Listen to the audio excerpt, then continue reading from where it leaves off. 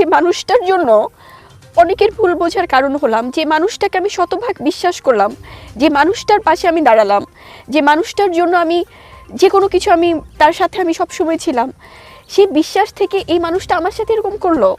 তার মানে কি আমাকে কোনো কিছু নিয়ে ভুল বোঝানো হয়েছিল, বা আমাকে কোনো কিছুতে কোনো একটা কিছুর মধ্যে আমি পড়ে গিয়েছিলাম? শবনম বুবলি, যত দিন যাচ্ছে মেগাস্টার শাকিব খানের সাথে তার সম্পর্ক যেন ততটাই দূরত্ব বেড়েই চলেছে। আমরা বেশ কিছুদিন হলে শুনছি মেগাস্টার শাকিব খানকে ছেড়ে শবনম বুবলি দ্বিতীয়বার বিবাহ করবেন, যেটা নিজের মুখেই তিনি স্বীকার করেছেন। তবে এখানে কথা হচ্ছে, তিনি যদি দ্বিতীয়বার বিবাহ করেন তাহলে মেগাস্টার শাকিব খানের যে পুত্র রয়েছে বীর, সেই বীরের কি হবে? এই নিয়ে বিস্তারিত অবশ্য কথা বলবেন শবনম বুবলি। তার মুখ থেকে আমরা বিষয়গুলো শোনার চেষ্টা করবো যে আসলে তার পরবর্তী পদক্ষেপ কি, বা তিনি কেনই বা বিবাহ করতে চান, সবকিছুই আমরা তার মুখ থেকেই শুনবো। চলুন শুনে আসি। ছিলাম, হয়তো 1 মাস পর একটা টেক্সট করলো বা একটা ফোন দিল, বা কারো মারফতে দু একজন ছিলেন যারা খবর নেয়ার, সে হয়তো কারোর মাধ্যমে 1 মাস 2 মাস পরে কি অবস্থা। বাট আমার যে একটা সময় ছিল, বা আমি যে তাকে একটা, এটা তো ওরকম না ভাইয়া সম্পর্কটা, এটা তো অন্যরকম একটা বন্ডিং। হয়তো কারো মাধ্যমে কিছু টাকা পাঠাচ্ছে বা কিছু একটা, তাও হচ্ছে যে নামমাত্র, কারণ তোমার ডেলিভারি কস্ট আমি এক্স্যাক্টলি ভাইয়া আর অন্যান্য খরচ এগুলো তিনি দিতেন না। এবং আমার ওখানে আমি এয়ারবিএনবিতে ছিলাম, জয় ভাই এয়ারবিএনবিতে ছিলাম, এবং এয়ারবিএনবিতে আমার ওখানে এই প্যান্ডামিক বা করোনার সিচুয়েশনের কারণে ওরা ডাবল করে ফেলেছিল, কারণ আমি ওখানে রিলেটিভসের বাসায় থাকলে তো ব্যাপারটা আরো বেশি স্প্রেড হয়ে যেত, ডাবল হয়ে গিয়েছিল কস্ট। সে হয়তো বা অনেক তাকে, কারণ হয় কি ভাইয়া, আমি তো তখন মানে আমার জায়গাটা থেকে তো আমি আমার হাজবেন্ডের উপরই ডিপেন্ডেন্ট থাকবো।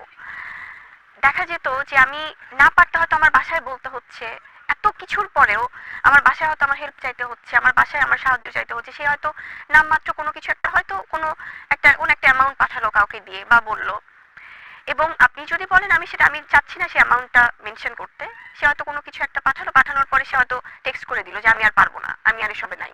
এবং তার ওয়ে অফ অ্যাপ্রোচটা এত এরকম যে আপনার নিজেরও হয়তো ইচ্ছা করবে না যে সেকেন্ড টাইম আমরা ওটা নিয়ে কথা বলি। এবং যাই হোক, আমি না তখন খুব আননোন লাগছিল আবার তাকে, যে এরকম কেন হচ্ছে।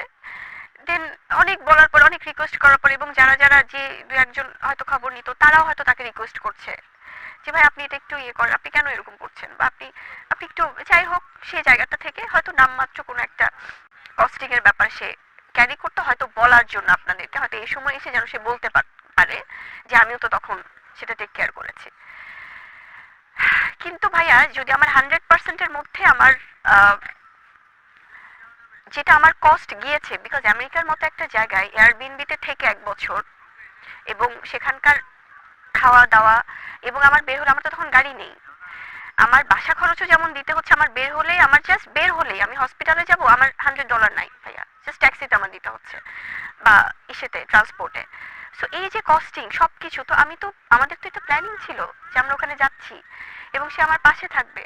এবং যখন আমি সেই ব্যাপারগুলো, আমার প্রতিনিয়ত আমার স্ট্রাগল যাচ্ছে, এবং আমি কি করব, আমার ফাইন্যান্সিয়ালি এদিকে অবস্থা, আমার হয়তো বা আমার ফ্যামিলিকে আমি বলছি, আমার বাসায় তো আমাকে, আমি তো তাদের মেয়ে, আমাকে তো তারা ফেলে দিতে পারবে না, তারাও চেষ্টা করছে যেভাবে পৌঁছানো যায়, কারণ করোনার টাইমটা তো কেউ পাচ্ছিল না যে কিভাবে পৌঁছাবে বা কি করবে।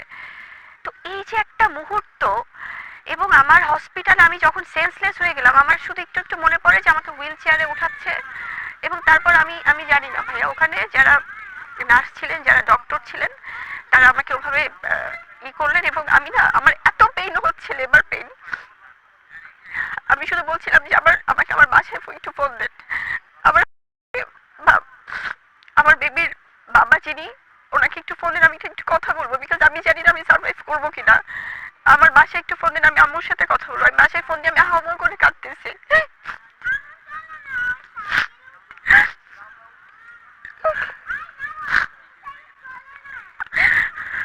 এবং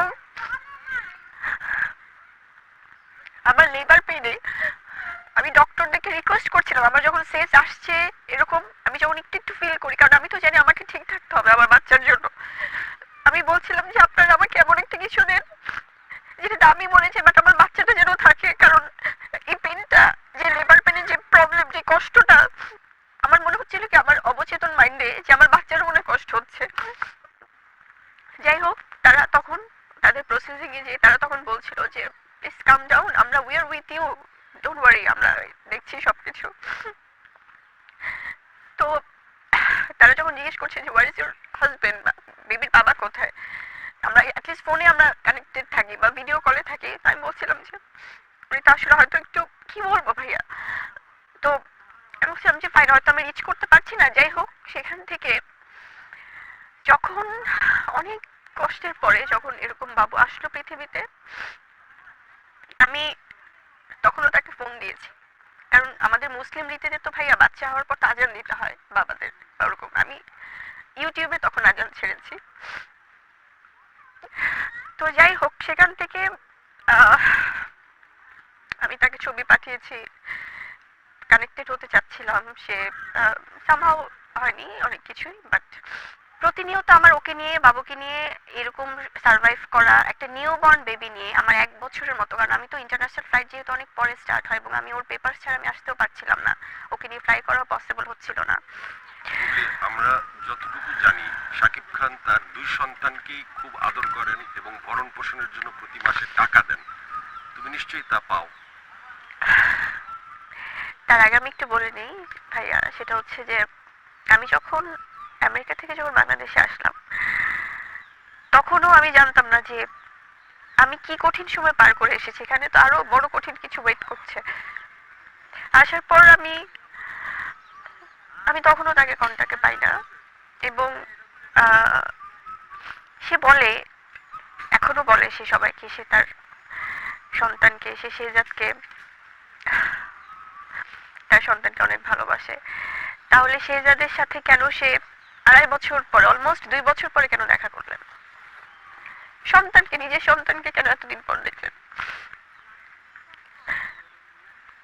আমি বাংলাদেশে আসার পরে আমার প্রত্যেকটা মোমেন্ট, আমি যখন ওর জন্য দেখছিলাম যে কি ব্যাপার, আমার আমার আমার না ভাইয়া মাথার উপর সবকিছু মানে কেমন যেন হচ্ছিল, যে আমার কাজ কি করব আমি, আমার সন্তানকে আমি কিভাবে আমি বড় করব, ওর রেসপন্সিবিলিটি আমি কিভাবে নিব। আমি তো আমার বাবা মার সাথে থাকতাম, এমনিতেই আমি তাদের কাছে গিলটি, তার উপর আমার সন্তান নিয়ে আমি ওখানে আছি, ওর জন্য দুধ কিনতে হয়, ডায়পার কিনতে হয়, হসপিটালে নিতে হয় সব। আমি আমার বাসায় আমি বলছিলাম যে আমি আমি কাজ করব, তারা তো চাচ্ছিল যে ঠিক আছে ফাইন তারা দেখবে, কিন্তু কতদিন ভাইয়া, আমার নিজেরও তো একটা সেলফ রেসপেক্ট আছে। তখন আমি চেষ্টা করছিলাম তার সাথে অনেকভাবে যোগাযোগ করতে, এবং আমি বলছিলাম শুধু তুমি, আমার দায়িত্ব দরকার নাই, তুমি আমার বাচ্চাটাকে শুধু একটু দেখো, ওর দায়িত্বটা নাও, ওকে টেক কেয়ার করো, বাবা হিসেবে ওর সাথে থাকো, সেটা বাবার যে দায়িত্ব সেটা তুমি পালন করো, তাহলে তো আমারও কাজ করতে হয় না। আমি কিচ্ছু পাইনি, আমি কোনোভাবে তার কোনো কোঅপারেশন পাইনি, তুমি টাকাও পাও না? কিছু না ভাইয়া, কিচ্ছু না, কোনো কিছু না। দেন আমি কয়েক মাস তাও আমি ওয়েট করেছিলাম জয় ভাই। বাংলাদেশে আসার পরে কয়েক মাস আমি যখন দেখছি সে না তার বাচ্চাকে দেখছে, না তার কোনো ভরণ পোষণ দিচ্ছে, আমার কথা তো বাদই, তার একটা মাসুম বাচ্চা, সেখানেও সে এটা ফিল করে না। তার তো আরেকটা সন্তানও আছে ভাইয়া, সে তো, এটা তো একজন বাবা, তো সে